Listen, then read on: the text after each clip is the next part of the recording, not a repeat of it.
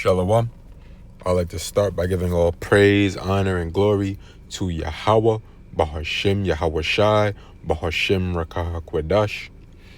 I would also like to give double honors to the elder apostles of Great Millstone for passing down this truth. And I would also like to send a sincere salutation out there to the elect, preaching this word in truth and sincerity. Now, in this lesson, I want to go into how, tribulations are supposed to build you up. The hell you catch here on this side is only supposed to make you better. You see, you're supposed to learn your lesson in it, and it's supposed to build you up in the faith. And what sparked this lesson was this camp, the GMS Dallas camp over the weekend. You see, the elder Ariala on the far right made a great point. So I'm going to let this video play. It's only 40 seconds. I'm going to link the full camp in the description box below. So let's get into it. Saying, why didn't you do this 2 months ago? Saying was like, well, because you was gonna be cool with it. Yeah. I'm gonna do it to you now because I know you ain't be. But it's a test. So it's just a test, man. That's why I did a lesson today. Basically, it's when evil stuff, when bad things happen to you, what's the lesson? That's right. Everything is meant to upgrade you, man. The things that's personally happening to you is happening to put you in a certain mind frame in Yahweh Bashim. That's right. You might be getting attacked in a certain area in your life, but it's particular to what you need in order to upgrade yourself with Yahweh Bashim Yahushua. You see? All right. I remember you made that lesson, which was good. Okay. See? Now, I'm going to go into some scriptures now. Let's kick it off with... Let's get 2nd Esdras. Bear with me. This has been acting up.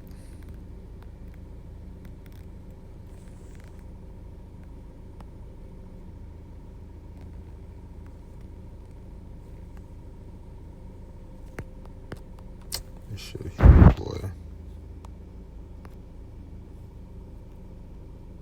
Satan.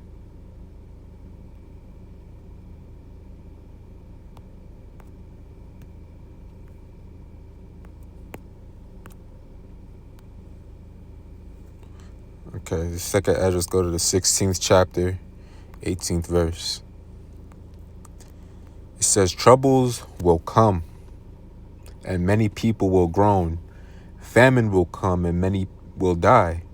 Wars will come, and the world powers will tremble. Disasters will come, and everyone will be terrified. What will people do when these disasters come? Famine, epidemics, troubles, and suffering are sent to punish and correct people. You see, because when you catch hell and when it feels like you can't catch a break, you got to look at yourself and see like, yo, what am I doing wrong? You see, is this something that I'm doing? You see? And then ultimately, when you do that self-reflection and you're honest with yourself and you take accountability, that builds you up, you see? It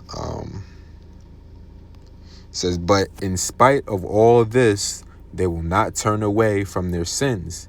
They soon forget their punishment. And you see, that's why we're in the predicament we're in now. All this hell we catch, and yet Israel, they still won't even come and understand that they're Israelites. Like, they won't turn back to the faith, you see? They still want to remain in the world and going about their lives the way they have been. And that's why we're in the predicament we're in now, under subjection under the heathen. Now, let's go to 2 Corinthians 13 and 5.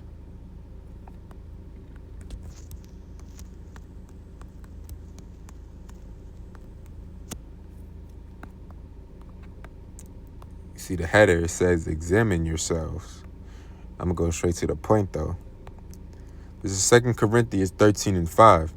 Examine yourselves, whether ye be in the faith. Prove your own selves. Know ye not your own selves?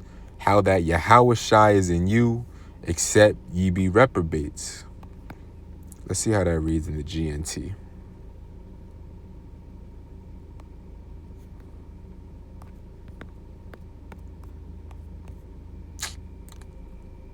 This shit here, boy. Nothing but Satan. Okay.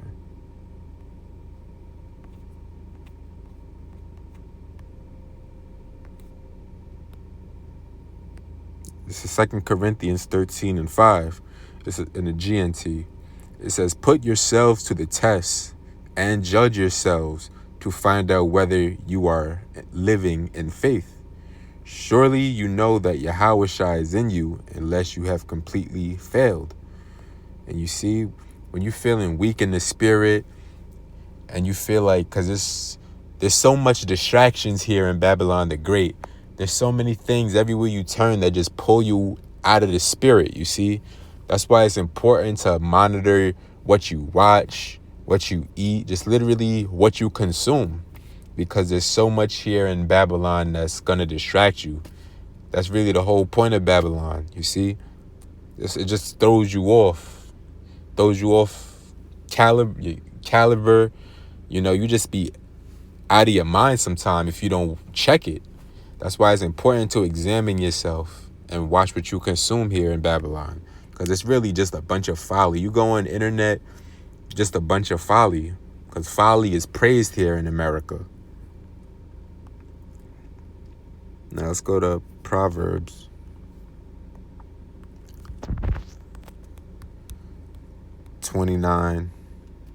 That's like your 20 and 29.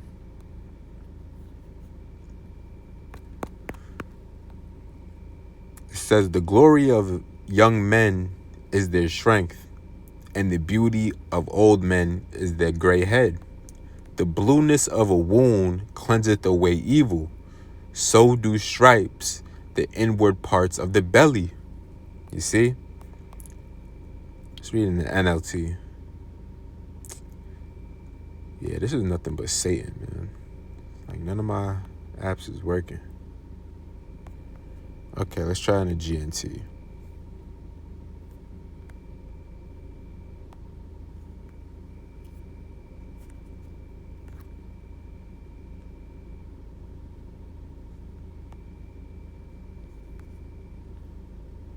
Okay, Proverbs.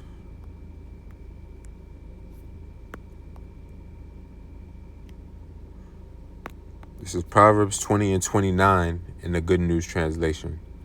It says, we admire the strength of youth and respect the gray hair of age. Sometimes it takes a painful experience to make us change our ways. And we all know that to be true. We all have a first-hand account on this. We all can relate. You see, sometimes you got to really go through it to grow through it, you know? Like they say in the world. That's wisdom right there. When you able to go through something and make it out on the other end, now you know better. You see, and now you can pass that on to the next generation or to a brother. You see? I went through that, hopefully, so you won't have to go through that. You see? Now let's go back to the blue letter. Let's go to Isaiah 48 and 10. Because you got to think about some of the worst moments in your life. Like, while you was going through it, you thought you would never see the other end of it. But now it's like, where you are in life now, it's like, it doesn't even come, you don't even think about it anymore. That's how, like, far past you are over it. Like, far removed from it. That's the Lord, you know, he'll carry you through. This is Isaiah 48 and 10. It says, behold, I have refined thee, but not with silver. I have chosen thee in the furnace of affliction. You see? We being made perfect through the hell we catch. You see, because imagine you just went through the world with no troubles, no worries. You see? That's not even realistic. You have to go through hell. We all have our cross to bear. Because imagine you was living a perfect life. Everything was going the way you wanted it. You was just having your way. You never want the kingdom of heaven to come. But the hell we catch here purifies us, and it makes us even more perfect. Because it really puts the spirit in you, that fire, lights that fire under you to hate America, to hate Babylon, because you really understand the way the world is and how it's supposed to be. And you understand that it won't be the way it needs to be until Yahushua comes back. So it makes you want it even more. And you see, that's making us perfect. That's the purification process. Hating Babylon and loving Yahweh B'Hashem Yahushua. Because ultimately, we know that's going to be the only way we get to live in peace and harmony. As long as Esau, Edom, the so-called white man, is ruling over us, we'll never know peace and harmony. Now let's go to the Apocrypha.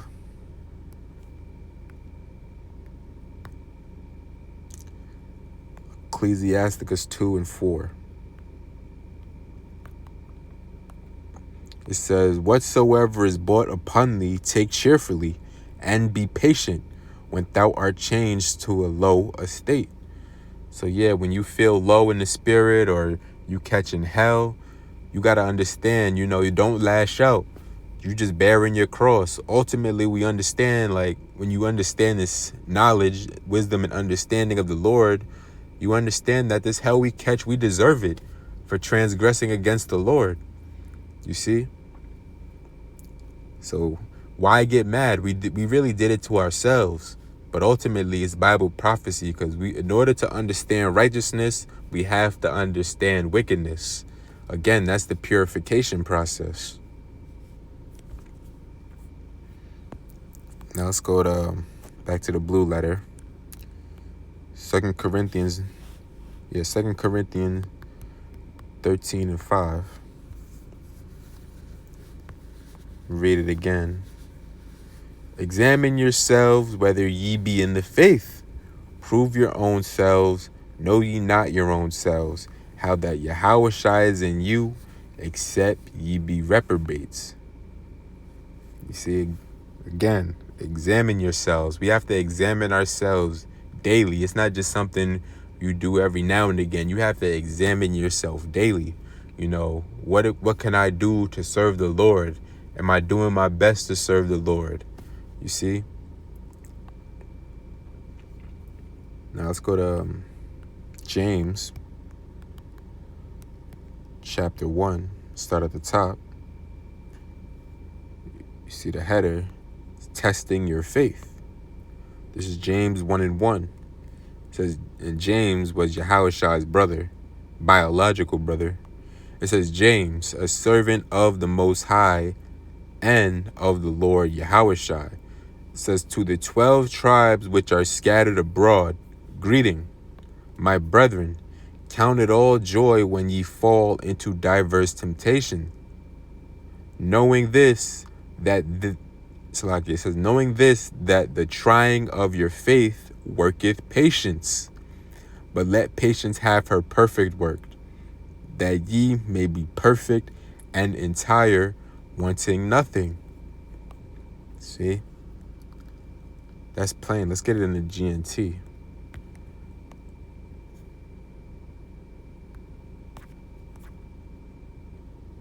This shit here, boy.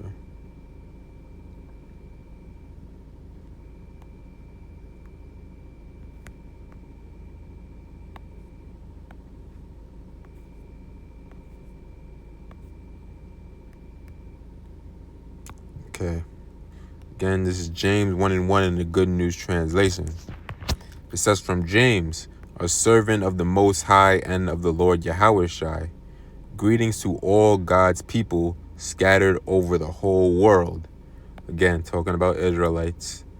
It says, my friends, consider yourselves fortunate when all kinds of trials come your way. For you know that when your faith succeeds in facing such trials, the result is the ability to endure. That's fire. It says, make sure that your endurance carries you all the way without failing. We gotta occupy ourselves in this work, in this faith, until Yahushua comes back.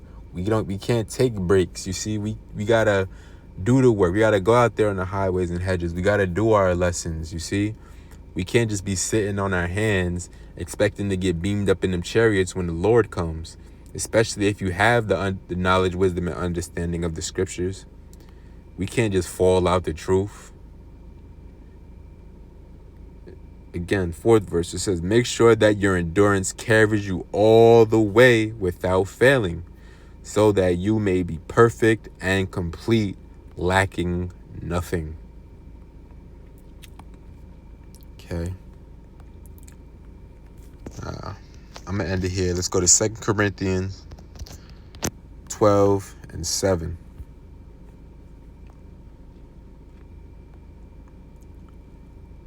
This is the Apostle Paul. It says, unless I should be exalted above measure through the abundance of the revelations, there was given to me a thorn in the flesh, the messenger of Satan, to buffet me, lest I should be exalted above measure. Yeah, so this is the Apostle Paul. He had a thorn in his side, meaning he was cursed with like a physical ailment. It doesn't say specifically what it is, but he was cursed with a physical ailment to keep him humble because of, all this great knowledge and wisdom he had. He didn't want to become too prideful, so he had that thorn in his side to keep him humble.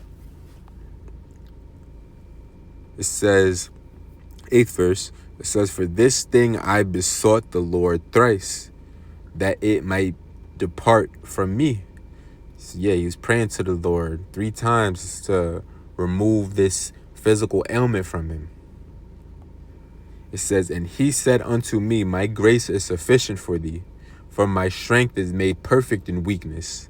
Most gladly, therefore, will I rather glory in my infirmities, that the power of Yahushua may rest upon me. And you see, it says, my grace is sufficient for thee. My strength is made perfect in weakness. And you see, when you really going through it here in Babylon the Great, when you going through your hell and your tribulation, you bearing your cross, it makes you dig into this word even more. You see, like when you catching hell, you just be like, oh, let me just go to the word, because really this is the only thing that gives gives us peace, gives our souls some rest here in Babylon, because really it's just a vexing, frustrating situation that we are in here in Babylon the Great. You see, if it wasn't for this truth, man, we'll be like the people in the world, just bugged out of our mind. This is the only thing that really balances us, that keeps us even kiltered, Again, 2 Corinthians 12:9, it says, and he said unto me, my grace is sufficient for thee, for my strength is made perfect in weakness. Most gladly, therefore, will I rather glory in my infirmities, that the power of Yahushua may rest upon me. Therefore, I take pleasure in infirmities, in reproaches, in necessities, in persecution, in distress for Yahushua's sake. For when I am weak, then I am strong. You see, tribulations are supposed to build you up, make you stronger. All right, let me get into the Good News Translation and I'm going to end it.